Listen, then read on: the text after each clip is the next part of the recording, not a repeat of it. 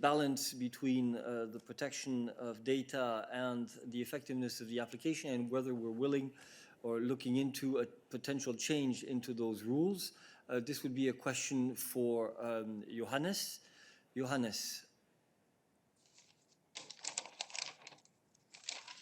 can you hear us? Yes. Go ahead. Hi, Eric. Hi, Mosa. Yes, Mosa, we were in touch already bilaterally on this question. So for us, it's very clear.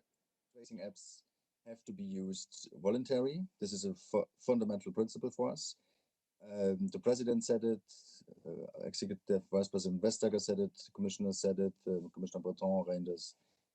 So for us, this is a fundamental principle, and our toolbox, the EU toolbox, which is a toolbox by member states, and the Commission's guidance on data protection as like for the tracing apps only apply for voluntarily installed applications.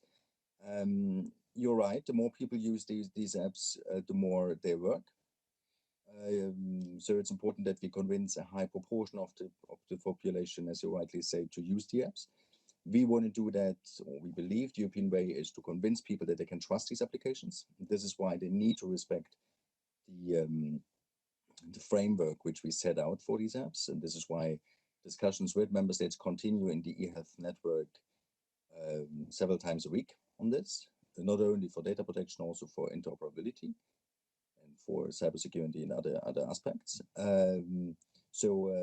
This remains for us the fundamental principle. You also need to understand that the apps are not the only measure; they only complement traditional tracing, which is paper-based, as you know, and also come together, for example, with increased testing capabilities and so on. So it's not the only measure. I would also maybe ask back the question how you would enforce an obligatory regime, but this is of course for you to think about, not for us. So in conclusion, voluntary is the fundamental principle for tracing applications in the EU. Can I ask a very quick follow-up question, Eric? Hello? Yes, go ahead. Yes, I wonder if, let's say, considering these state of emergencies in some countries, or in several countries, perhaps up to 20, I wonder, would it make a difference, let's say, if a country would, let's say, enact a special law during the crisis to make this compulsory, such a tracing app for a limited time under certain safeguards?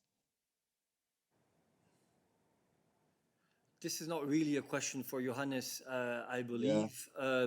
This is, on top of it, Mose, a very hypothetical question. And as you know, that's not our favorite rule of the game in this press room. So I'm afraid that we're not going to go into considerations as to what would happen if a member state were to adopt such a specific law.